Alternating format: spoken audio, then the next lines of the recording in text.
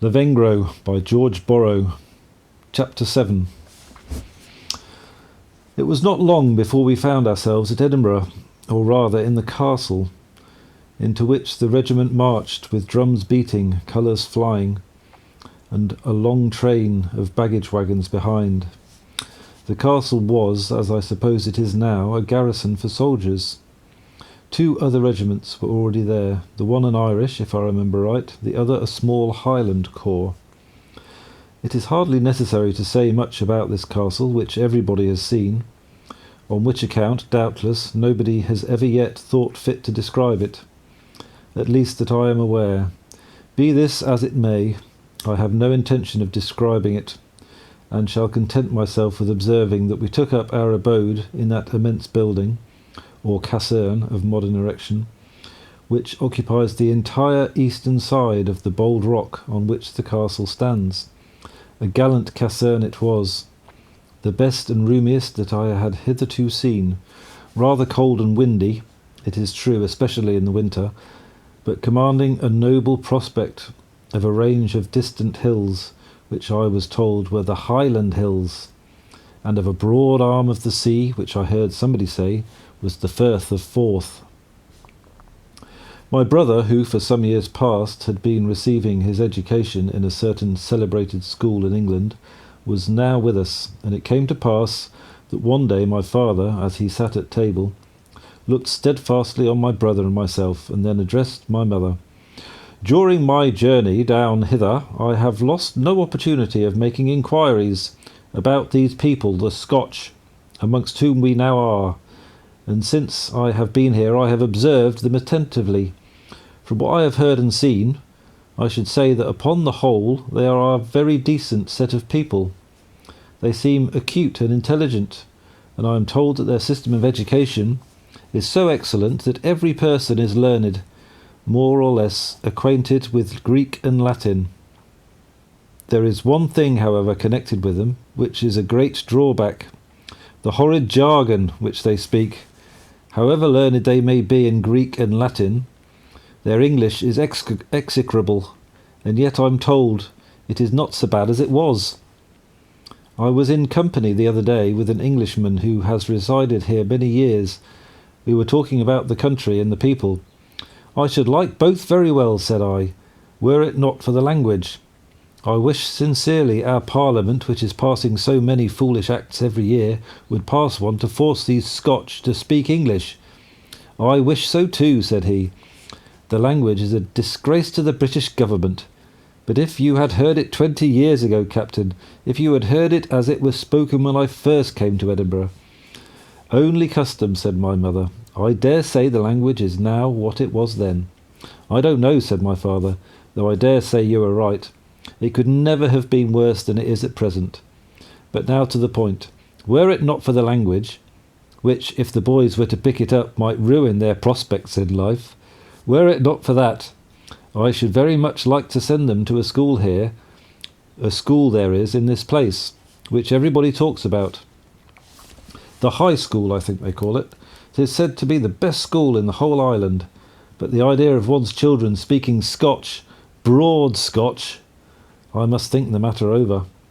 And he did think the matter over, and the result of his deliberation was a determination to send us to the school. Let me call thee up before my mind's eye, High School, to which every morning the 2 English brothers took their way from the proud old castle through the lofty streets of the old town. High School, called so I scarcely know why, neither lofty in thyself nor by position, being situated in a flat bottom, oblong structure of tawny stone, with many windows fenced with iron netting, with thy long hall below, and thy 5 chambers above, for the reception of the 5 classes, into which the 800 urchins who styled thee instructress were divided. Thy learned rector and his 4 subordinate dominies, thy strange old porter of the tall form and grizzled hair, hight Bowie, and doubtless of Norse ancestry, as his name declares, perhaps of the blood of Bui Hin Digri, the hero of northern song, the Jomsborg Viking who clove Thorstein Midlanger asunder in the dread sea battle of Horunga Vog, and who, when the fight was lost and his own 2 hands smitten off, seized 2 chests of gold with his bloody stumps, and springing with them into the sea, cried to the scanty relics of his crew, "Overboard now, all boys lads!" Yes, I remember all about thee, and how at 8 of every morn we were all gathered together with one accord in the long hall, from which, after the litanies had been read, for so I will call them, being an Episcopalian, the 5 classes from the 5 sets of benches trotted off in long files, one boy after the other, up the 5 spiral staircases of stone, each class to its destination. And well do I remember how we of the 3rd sat hushed and still, watched by the eye of the ducks until the door opened, and in walked that model of a good Scotchman, the shrewd, intelligent, but warm-hearted and kind Dominie, the respectable Carson. And in this school I began to construe the Latin language, which I had never done before, notwithstanding my long and diligent study of Lilly, which illustrious grammar was not used at Edinburgh, nor indeed known. Greek was only taught in the 5th or highest class, in which my brother was. As for myself, I never got beyond the 3rd during the 2 years that I remained at this seminary. I certainly acquired here a considerable insight in the Latin tongue, and, to the scandal of my father and horror of my mother, a thorough proficiency in the Scotch, which in less than 2 months usurped the place of the English, and so obstinately maintained its ground, that I still can occasionally detect its lingering remains. I did not spend my time unpleasantly at this school, though. First of all, I had to pass through an ordeal. "Scotland is a better country than England," said an ugly, blear-eyed lad, about a head and shoulders taller than myself, the leader of a gang of varlets who surrounded me in the playground on the first day, as soon as the morning lesson was over. "Scotland is a far better country than England in every respect." "Is it?" said I. "Then you ought to be very thankful for not having been born in England."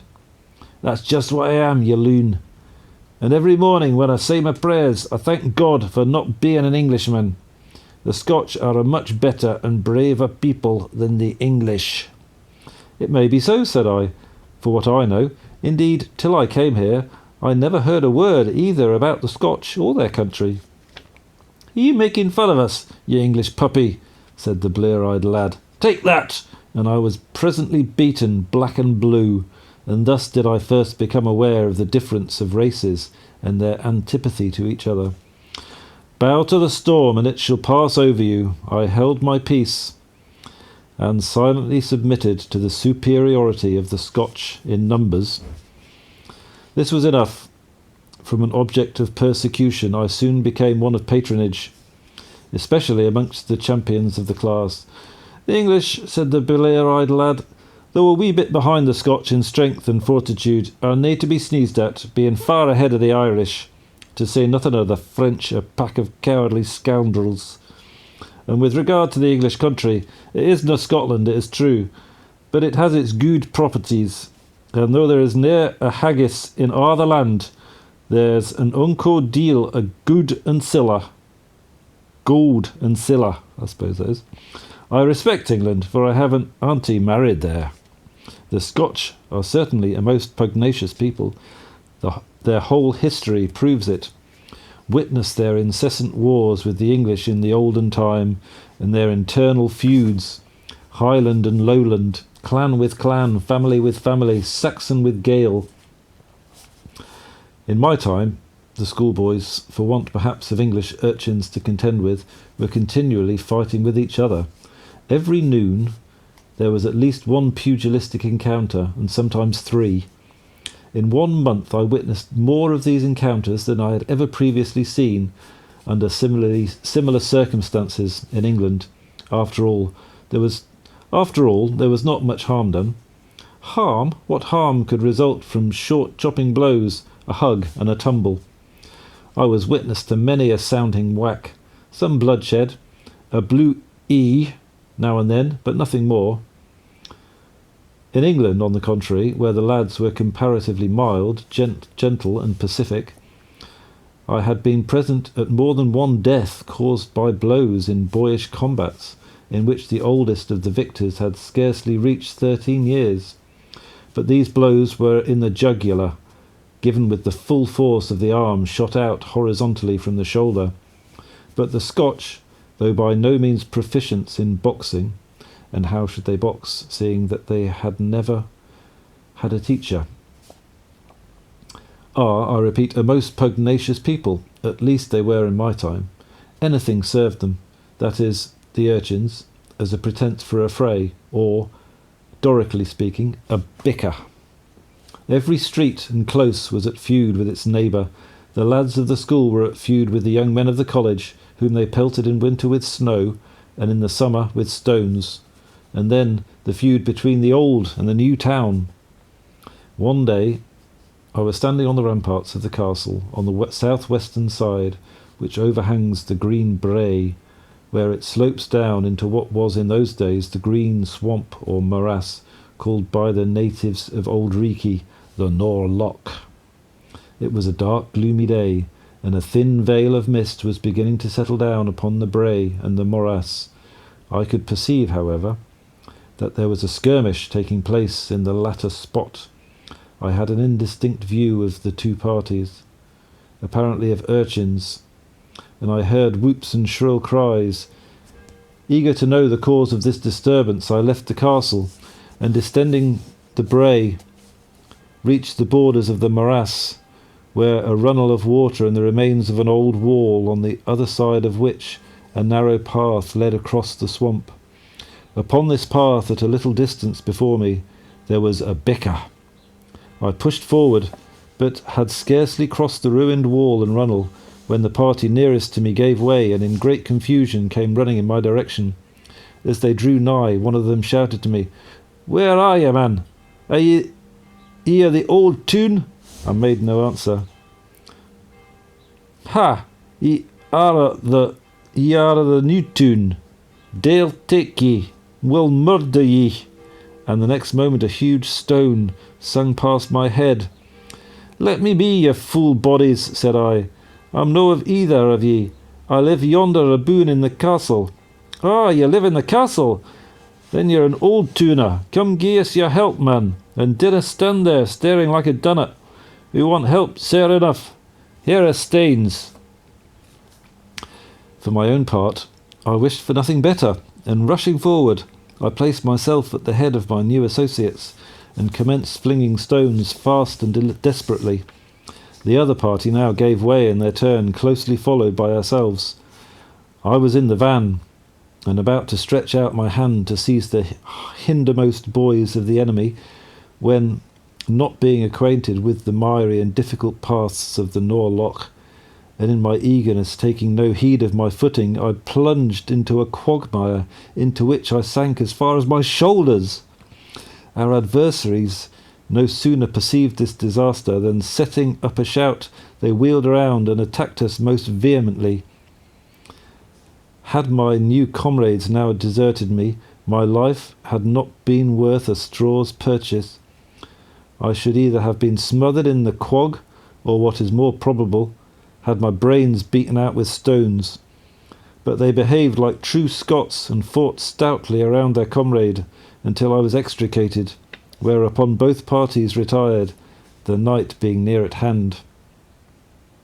"Ye are nae a bad hand at flinging stains," said the lad who first addressed me, as we now returned up the brae. "Your aim is right dangerous, mon. I saw how ye skelp at them. Ye maun help us again, they Newtown blackguards, at our next bicker." So to the next bicker I went, and to many more, which speedily followed as the summer advanced. The party to which I had given my help on the first occasion consisted merely of outliers posted about halfway up the hill for the purpose of overlooking the movements of the enemy.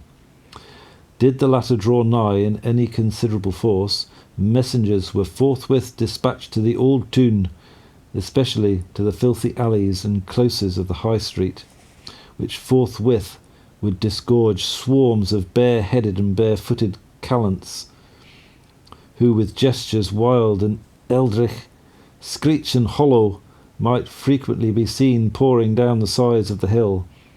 I have seen upwards of 1,000 engaged on either side in these frays, which I have no doubt were full as desperate as the fights described in the Iliad, and which were certainly much more bloody than the combats of modern Greece in the War of Independence.